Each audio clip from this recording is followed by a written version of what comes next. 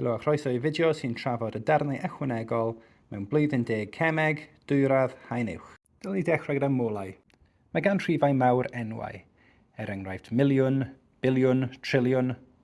Mae môl yn rhif mawr iawn, 6 gyda 23.0 neu 6.02, lluosi 10 i'r 23 i bod yn benodol.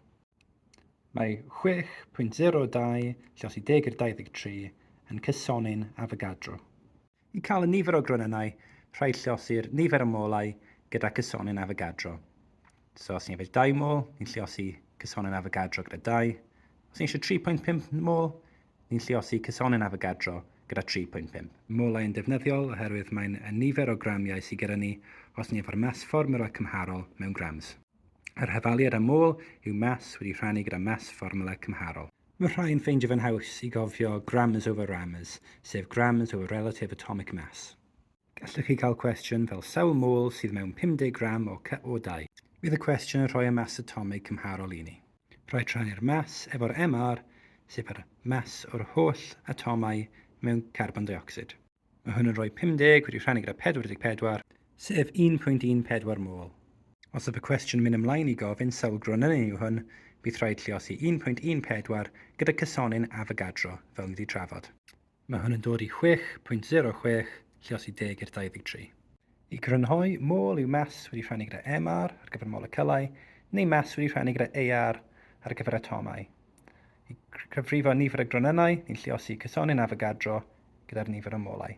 Os mae angen cyfrifo mas, mae MR lluosi môl yn mas, neu AR lluosi môl ar gyfer atomau. Cyfrifo fformwla cyfansoddyn o ddata mas sy'n adweithio.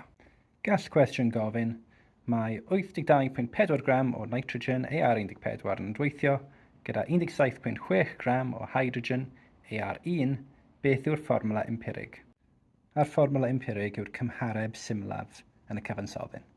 Dechreuwch gan llunio tabl, gyda'r elfennau ar y top a môl cymhareb ateb ar yr ochr. I gweithio mas molau, rhannwch mas ag AR. Top tip yw mae unrhyw cwestiwn sy'n rhoi mas ag AR i chi eisiau i chi gweithio mas molau. Y cam nesaf yw chwarae o gwmpas gyda'r cymhareb, so rhannu gyda'r lleiaf. Mae hwn yn rhoi cymhareb newydd o 3 i 1. Fformwla y cyfansoddyn yw NH3. Mas sy'n adweithio. Pan mae 5 gram o calsiwm carbonad yn cael ei ddadilfennu, mae'n cynhyrchu 2.2 gram o carbon dioxide.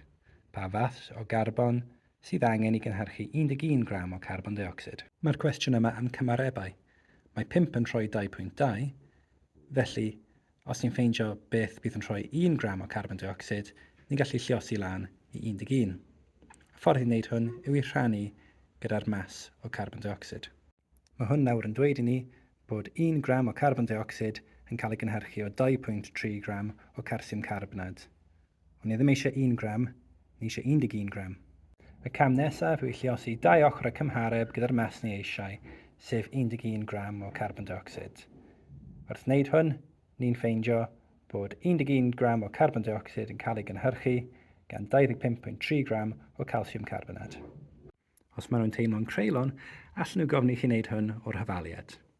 Sawl gram o ocsigen sydd angen i adweithio gyda 10 gram o lithium.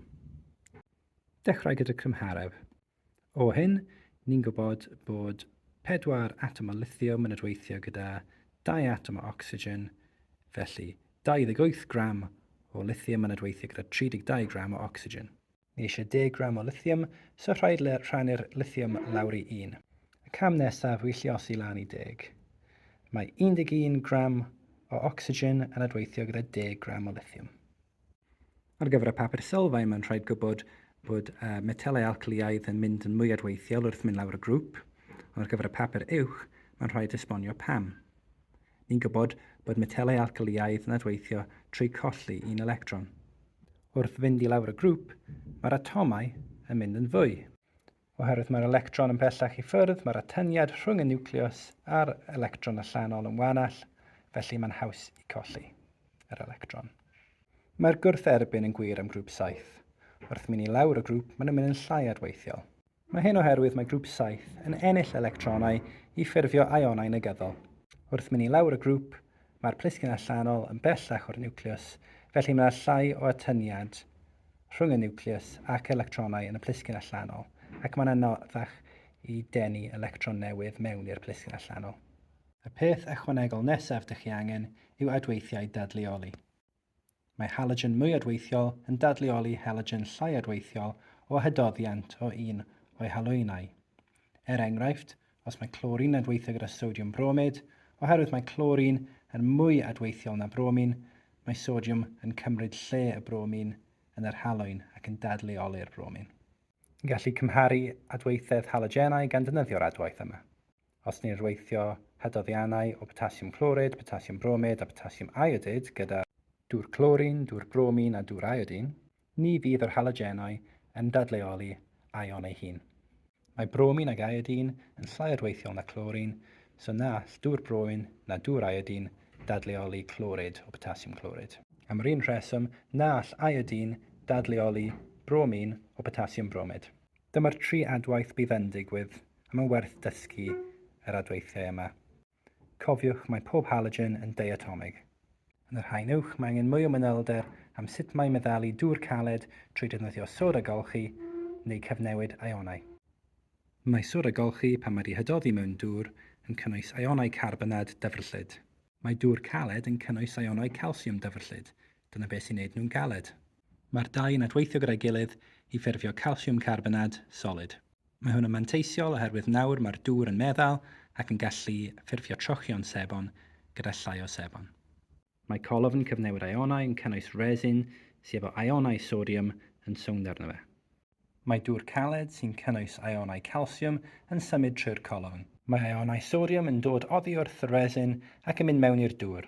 Mae ionau calsiwm yn dod allan o'r dŵr ac yn glynu wrth y resin. Bydd angen defnyddio sodiwm clorid i adnewyddu'r resin pan mae'n llawn o ionau calsiwm. Y gwahaniaeth olaf ar gyfer y haen uwch yw esbonio catalyddion.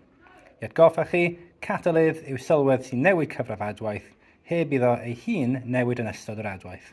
Mwyn gwneud synwyr o hwn, rhaid ni gwybod bydd rhaid i ronynnau wrthdaro gyda digon o egni mwyn adweithio.